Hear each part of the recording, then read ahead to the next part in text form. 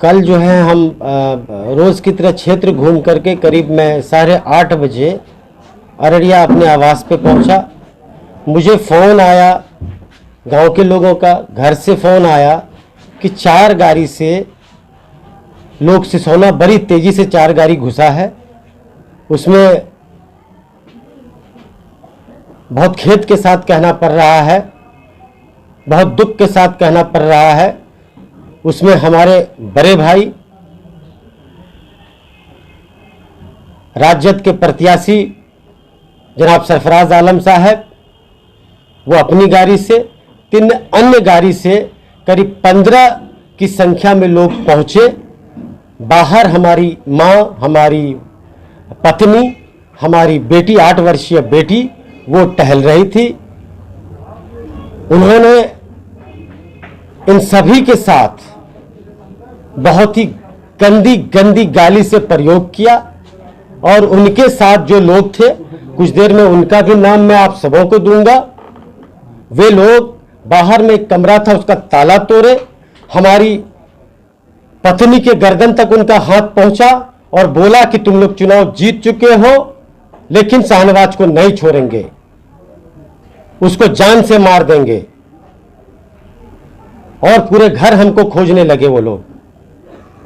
हमारी 8 वर्ष की बेटी को उन लोगों ने गाली दिया।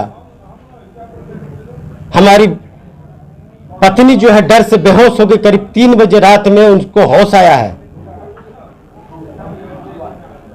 जब उन लोगों को प्रशासन की सूचना मिली तो सब दुम दबा के यहां से भागे। उसके बाद उसकी सूचना हमने एसपी साहब को दी, डीएसपी साहब को दी, डीएम साहब को दी, जो कि 8 थाना को दी। तमाम लोग करीब 10-11 बजे यहां पहुंचे। मैं भी अररिया से पहुंचा। हमने लिखित में जो है क्या कहते हैं कंप्लेन हमारी पत्नी ने दर्ज कराया। अब सवाल ये उठता है, आप साहब चुनाव पूर्व बोलते थे कि जनता मालिक है, जनता का जो निर्णय होगा वो सर्वोपरि होगा। आज जनता के फैसले को आप क्वेश्चन कर रहे हैं, उनके फैसले को ललकार रहे हैं। मैं आदरणीय तेजस्वी जी से आपके माध्यम से सवाल पूछना चाहता हूं, क्या तेजस्वी जी ऐसे प्रत्याशी से आप सीमांचल में राजद के नैया पार लगाना चाहते हैं?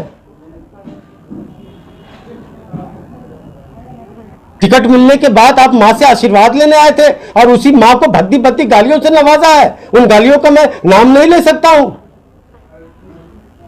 आप बड़े भाई हैं, मैंने हमेशा आपका आदर मान सम्मान किया है। 2 दिन पहले भी ऑन रिकॉर्ड है, मैंने उनका नाम आदरणीय सम्माननीय के साथ लिया है।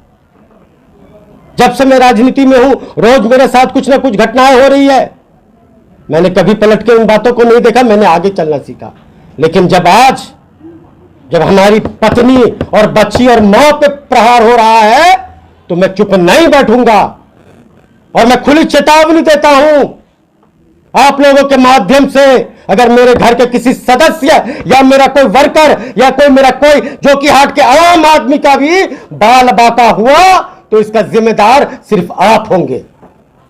मैं आपके माध्यम से प्रशासन से भी मांग करता हूं, आने वाले दिन मेरे साथ या मेरे परिवार के किसी भी सदस्य के साथ या मेरे किसी कार्यकर्ता के साथ कोई अनहोनी होती है तो ये सारे लोग जिम्मेदार होंगे।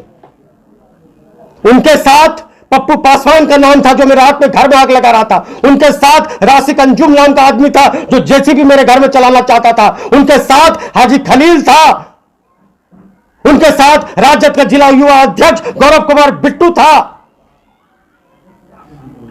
उनके साथ अरशद मुखिया बलवात था। ये सारे लोग मां बहन की इज्जत को नापने के लिए रात में आए थे। क्या मतलब बनता है रात के अंधेरे में 10 बजे एक माननीय विधायक के घर में जा पाके आप लोग आक्रमण कीजिएगा? मैं बिहार सरकार से न्याय की गुहार लगाता हूं, मैं बिहार के प्रशासन से न्याय की गुहार लगाता हूं और हाथ जोड़ करके जो की जनता से कहता हूं कि मुझे इंसाफ दिलाइए। बहुत शर्म की बात है, आज जितने भी लोग राजद को जो कि हाट में वोट नहीं दिए, गर्व से उनका सीना चौड़ा हो रहा है और वो लोग बोले कि मेरा सही फैसला था। और साहब, जिन लोगों ने आपको वोट दिया, शर्म से उनका सर नीचा कर दिया आपने। आप परिवार के सदस्य हैं, आप बड़े हैं, आप आदरणीय हैं। अगर किसी तरह की कोई तकलीफ थी, हम सारे लोग बंद कमरे में बैठ के बात कर सकते थे। आपने तो अति कर दिया। हम तो सम्मान देते रहे। और आपकी बेटी है, इधर आओ। ये 8 वर्षीय मेरी बेटी है, क्या उनकी बेटी नहीं है? इसको मां बहन लगा के गाली दिया गया। क्या मेरी पत्नी उनकी बहू नहीं है? उनको ऐसे ऐसे आपत्तिजनक गालियों से नवाजा गया जिसका मैं वर्णन आप ऑन रिकॉर्ड नहीं कर सकता हूं। यही चंद बातें हैं। मुझे उम्मीद है प्रशासन इस बात को संज्ञान में लेगी, जो कि हाट के मतदाता इस बात को संज्ञान में लेगी और हमें इंसाफ मिलेगा। और मैं साथ ही साथ प्रशासन से यह अपील करता हूं, गुजारिश करता हूं, जो लोग भी थे 24 घंटे में उनकी और उनकी गाड़ी के साथ गिरफ्तारी हो। अगर मुझे न्याय नहीं मिलेगा, तमाम जो कि हाट के लोग